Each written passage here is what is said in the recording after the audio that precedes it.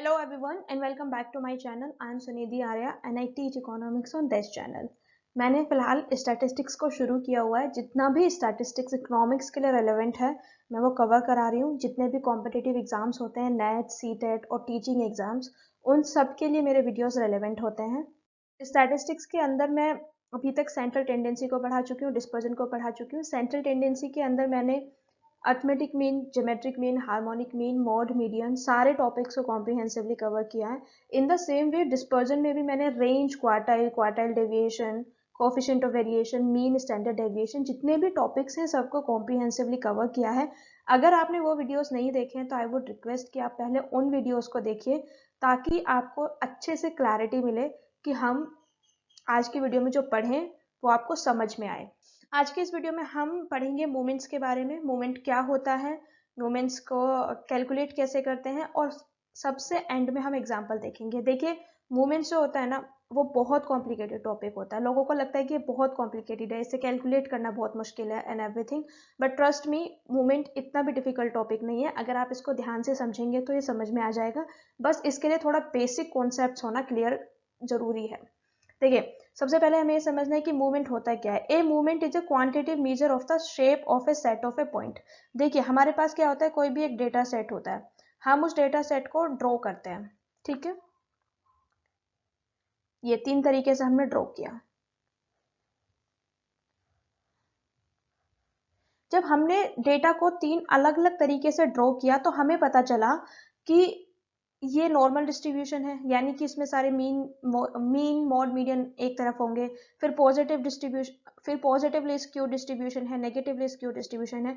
Movement क्या करता है, जब हम इन सब चीज़ों को ग्राफिकली या पिक्टोरियल तरीके से देखते हैं, स्कैटर डायग्राम को देखते हैं कि हमारा जो डेटा है वो किस तरीके का दिख रहा है, तो हम ग्राफ का यूज़ करते हैं. लेकिन मूवमेंट क्या होता है, जब हम उस चीज़ को एक क्वांटिटिव तरीके से मेजर करने की कोशिश करते हैं तो वो मूवमेंट होता है. यानी कि हम इसमें पिक्चर से, ग्राफ के थ्रू नहीं देखेंगे, जो हमारी वैल्यूज आएंगी उसके हिसाब से देखेंगे कि जो हमारा डेटा है वो किस तरीके का है. फर्स्ट मूवमेंट जो होता है r इज इक्वल टू 1, उसको मीन बोलते हैं, जो कि डिस्ट्रीब्यूशन होता है सेंटर का. मैं आपको डे 1 से बता रही हूँ, सेंट्रल टेंडेंसी मीन होता है, सेंट्रल टेंडेंसी मीन होता है. सेकेंड मूवमेंट जो होता है r इज इक्वल टू 2, वो वेरिएंस होता है, जो कि हमें ये बताता है जो हमें डेटा सेट गिवन है वो कितना स्कैटर्ड है, कितना फैला हुआ है. ठीक है. थर्ड मूवमेंट जो होता है वो ये बताता है कि डिस्ट्रीब्यूशन स्क्यूड कितना है, मीन से ऊपर कितना है, नेगेटिवली स्क्यूड है, पॉजिटिवली स्क्यूड है, कोर्टेसिस कितना है. तो आप समझ रहे हैं, मूवमेंट से बेसिकली हम पूरा स्टैटिस्टिक्स को कैलकुलेट कर सकते हैं. मूवमेंट से हम मीन निकाल सकते हैं, वेरिएंस निकाल सकते हैं, वेरिएंस से स्टैंडर्ड डेविएशन भी निकाल सकते हैं. क्योंकि हमने मीन और स्टैंडर्ड डेविएशन निकाल लिया तो हम कोफिशिएंट ऑफ वेरिएंस भी निकाल सकते हैं. हम इससे डिस्ट्रीब्यूशन का स्क्यूनेस निकाल सकते हैं, क्वार्टेसिस निकाल सकते हैं. तो मूवमेंट बहुत इंपॉर्टेंट बन जाता है. जितने भी स्टैटिस्टिक्स के टूल्स हैं वो हम मूवमेंट से कैलकुलेट कर सकते हैं. A moment designate the power to which deviation are raised before averaging them.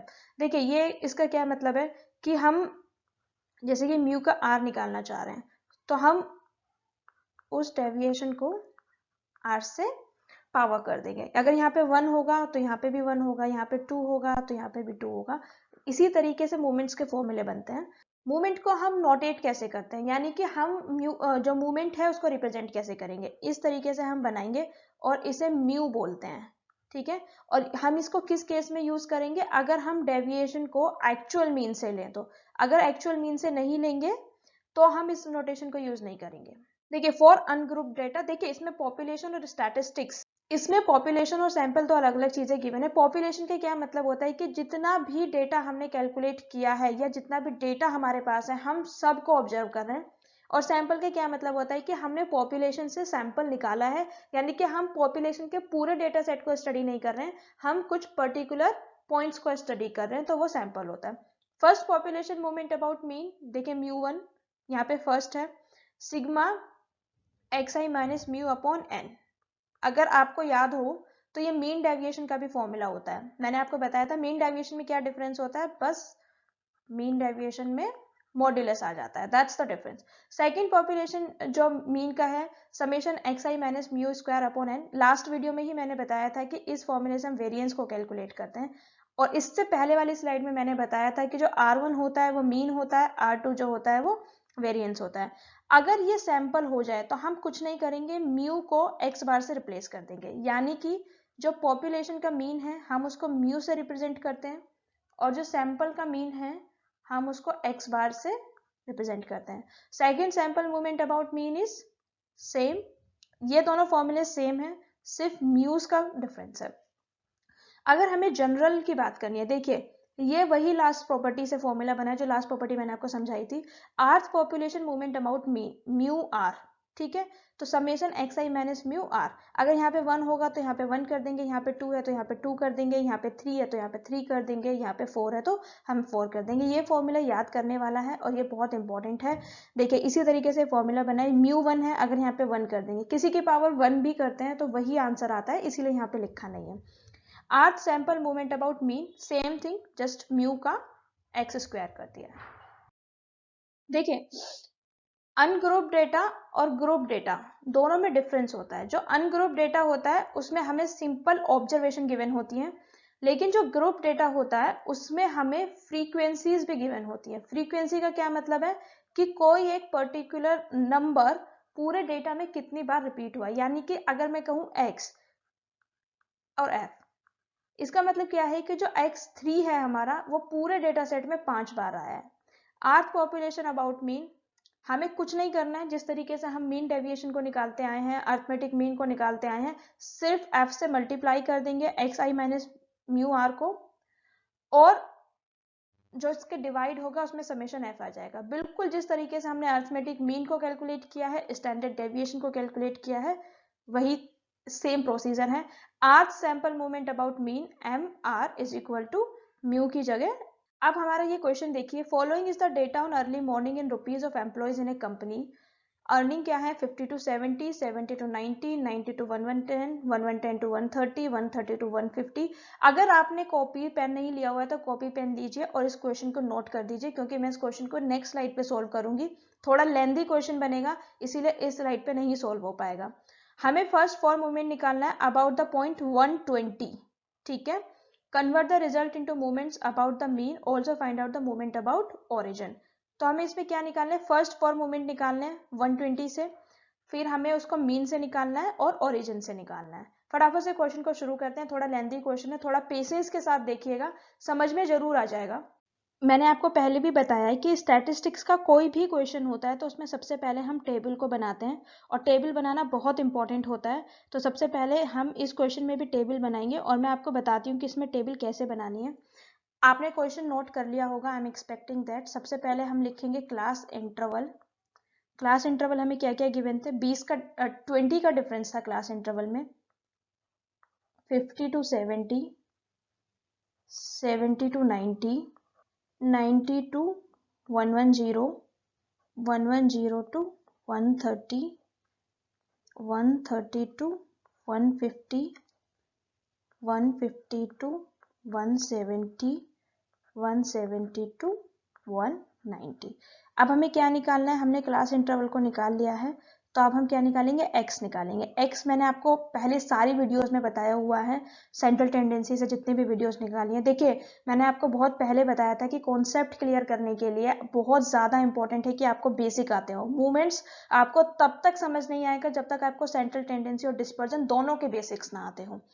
Mid value हम कैसे निकालते हैं, अपर लोअर लिमिट और अपर लिमिट दोनों को प्लस करके 2 से डिवाइड करते हैं। Lower limit 50, upper limit 70 divide by 2, तो ये क्या हो गया 60। अब दोनों के बीच में 20 का डिफरेंस है तो हम इसको लिखते जाएंगे 80, 100, 120, 140, 160, 180। अगर आप चाहते हैं कि ये सब आपको डिटेल में पढ़ना समझ में नहीं आया है, आप अर्थमेटिक मीन की वीडियोस को देखिएगा, लिंक आपको आई बटन में और डिस्क्रिप्शन में मिल जाएगा, वहां मैंने डिटेल में सब एक्सप्लेन किया हुआ है।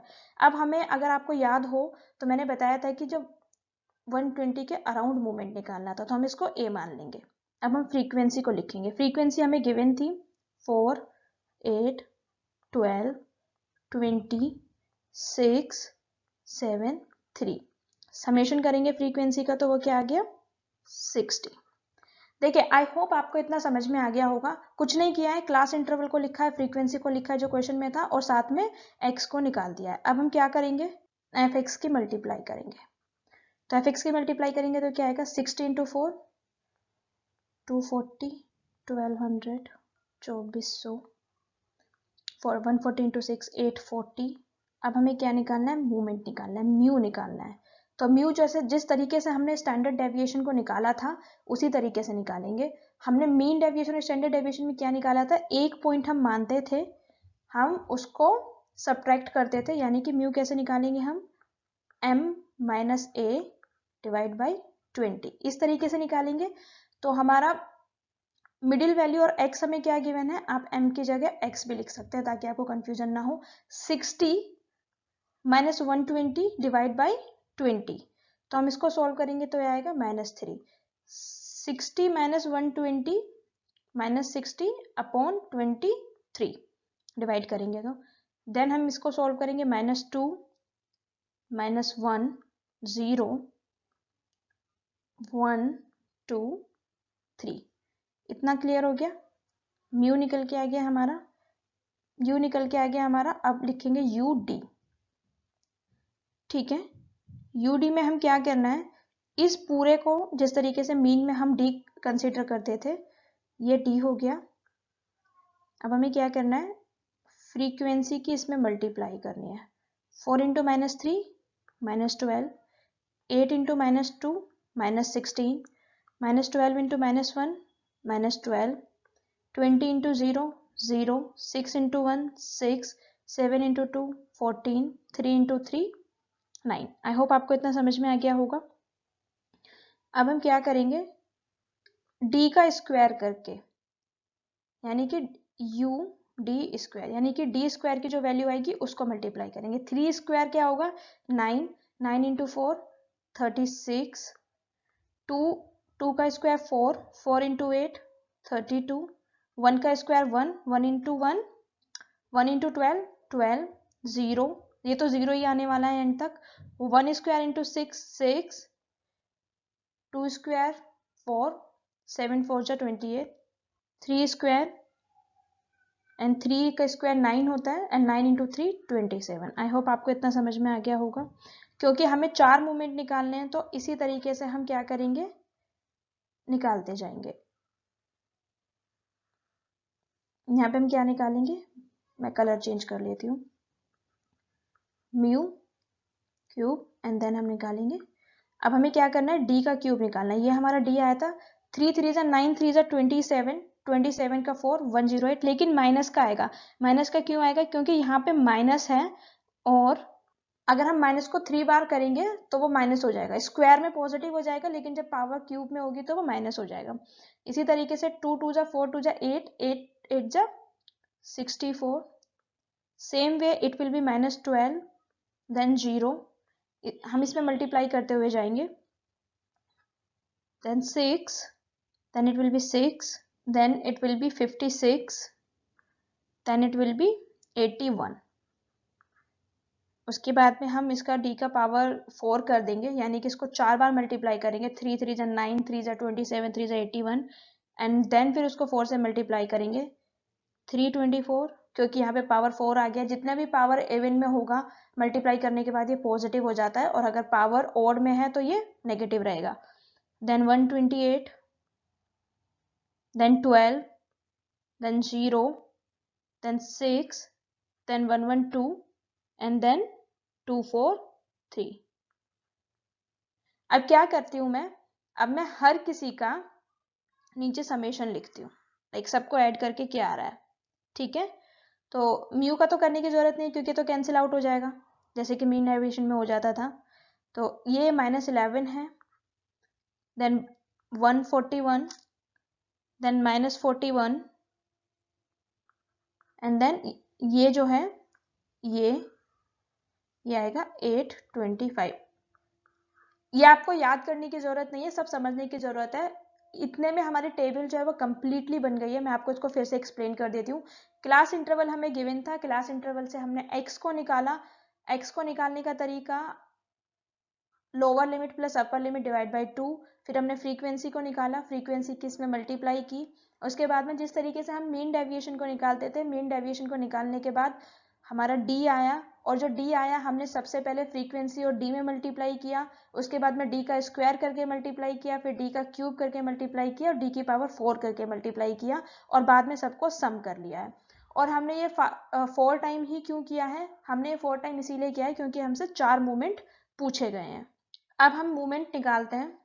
तो जो मूवमेंट है हमारा अबाउट आर्बिटरी पॉइंट, जो हमें 1 आर्बिटरी पॉइंट जो पूछा गया था a इज इक्वल टू 120, ठीक है। तो हम इसको कैसे निकालेंगे? सबसे पहले μ1 को निकालने की कोशिश करेंगे। तो वही बात है जो मैंने आपको पहले बताई थी, 1/n into FU into C, यानी कि n कितना था हमारा, फ्रीक्वेंसी कितनी आ रही थी हमारी, टोटल करके 60 आ रही थी, इंटू -11 इंटू 20। अगर आपको लास्ट स्लाइड से याद हो तो जिस तरीके से मैंने आपको लास्ट स्लाइड में बताया था, यूडी वाला जो कॉलम था उसका समेशन -11 आ रहा था, और जो हमारा क्लास इंटरवल का डिफरेंस है, यानी कि जो C है और जिसको हम H भी मानते हैं, क्लास इंटरवल का डिफरेंस है वो 20 है। तो इस तरीके से हमारा फर्स्ट मूवमेंट निकलेगा और इसको सॉल्व करेंगे तो हमारा आंसर आएगा -3.66। इसी तरीके से अगर हम दूसरा मूवमेंट निकालने की कोशिश करें तो सेम तरीका है, इट्स जस्ट दैट कि हम इसकी पावर को मल्टीप्लाई कर देंगे बस अपॉन n। 60 n तो सेम रहने वाला है सब में, 141 उस कॉलम के नीचे 144 होगा, इंटू 20 का स्क्वायर यानी कि 141 इंटू 20 अपॉन 60। तो इट वुड बी अप्रोक्सीमेटली 940। इसी तरीके से हम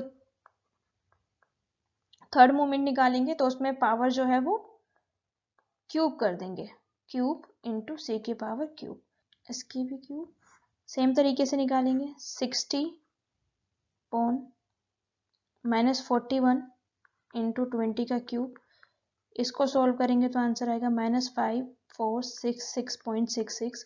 इसी तरीके से अगर हम फोर्थ मूवमेंट को निकालेंगे तो आंसर आएगा, कुछ नहीं बस इसमें 4 कर देंगे और आप फॉर्मूले को लगा के सॉल्व कर दीजिएगा, मैं आपको डायरेक्ट आंसर बताती हूँ, 2 2 1 2 3 4 5 zeros आने वाले हैं। अब हमें जो मूवमेंट निकालना है वो एक्चुअल मीन से निकालना है। एक्चुअल मीन से निकालना भी उसमें पूछा गया था। देखिए जो पहले क्वेश्चन था उसमें मूवमेंट जो है एक्चुअल मीन से भी पूछा गया था, यानी कि जो हमें मूवमेंट है वो एक्चुअल मीन से भी निकालना था। देखिए अगर आपको याद होगा तो उस क्वेश्चन में 2 चीजें पूछी गई थी। पहला मूवमेंट तो जो आपका आर्बिट्ररी पॉइंट था उससे पूछा गया था, और जो दूसरा पॉइंट था उसमें हमें एक मीन से हमें मूवमेंट को निकालना था। तो जो मूवमेंट है हमें एक्चुअल मीन से निकालना है, तो जो हमारा एक्चुअल मीन है वो μ2 इज इक्वल टू 940 आएगा। सबसे पहली बात तो हमें ये समझनी है कि जो हमारा पहला मूवमेंट है वो सेम आएगा, और वो सेम क्यों आएगा, क्योंकि दोनों में ही हमने मीन से डेविएशन लिया है। μ2 के लिए और μ3 के लिए एंड μ4 के लिए फॉर्मूलेज होते हैं, आप उन फॉर्मूलेज में वैल्यूज को पुट करेंगे तो आपका आंसर आ जाएगा μ2 माइनस μ1 का स्क्वायर। अब μ2 हमें क्या गिवन है, μ2 हमें गिवन है 940 माइनस μ1 हमें क्या गिवन है -3.66, इसका स्क्वायर करेंगे 926.55।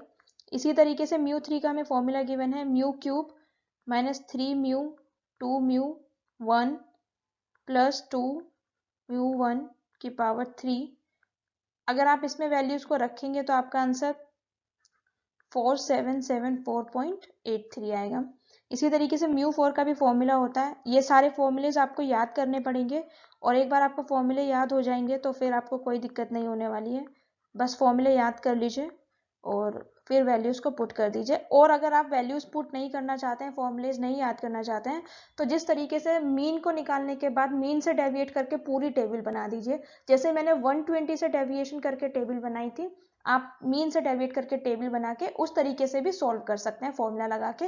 वो बिल्कुल ट्रेडिशनल अप्रोच है, ये एक शॉर्टकट आप कह सकते हैं, क्योंकि मैंने पहले टेबल बनाना सिखा दिया तो मैं केवल फॉर्मूले से सॉल्व कर रही हूँ। हम इसमें वैल्यूज को पुट करेंगे तो हमारा आंसर आएगा 2195107.20। देखिए ये जो वीडियो है मूवमेंट का, ये बेसिक है, इसके बाद में दूसरे 2 वीडियो और आएंगे मूवमेंट पे, और मूवमेंट जो है वो स्क्यूनेस और क्वार्टेसिस को समझने के लिए बहुत इंपॉर्टेंट है, क्योंकि स्क्यूनेस के कुछ फॉर्मूलेज ऐसे होते हैं जिसमें हम मूवमेंट्स का ही यूज़ करते हैं, क्वार्टेसिस के भी कुछ फॉर्मूले ऐसे होते हैं जिसमें हम मूवमेंट्स का यूज़ करते हैं। इसीलिए आप इसको अच्छे तरीके से समझ लीजिए। फॉर्मूले चाहें तो आप याद कर लीजिए, याद नहीं करना चाहते हैं कॉम्पिटिटिव एग्जाम्स के लिए तो आप बिल्कुल फॉर्मूलेज को याद कर लीजिए। वहाँ पे क्या होगा, आपको μ1 का μ2 का वैल्यू दिया होगा और बाकी का पूछेंगे। लेकिन अगर आप किसी भी यूनिवर्सिटी के एग्जाम के लिए प्रिपेयर कर रहे हैं तो आप टेबल बनाना सीख लीजिए, जो कि बहुत ईजी है, मैं समझा चुकी हूँ।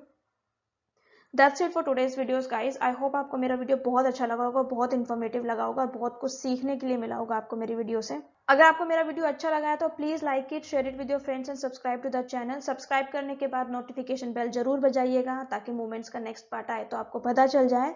And don't forget to comment down below. जैसा भी आपको लेक्चर लगता है, बी इट पॉजिटिव और नेगेटिव, फीडबैक जरूर देकर जाइएगा। Thank you so much.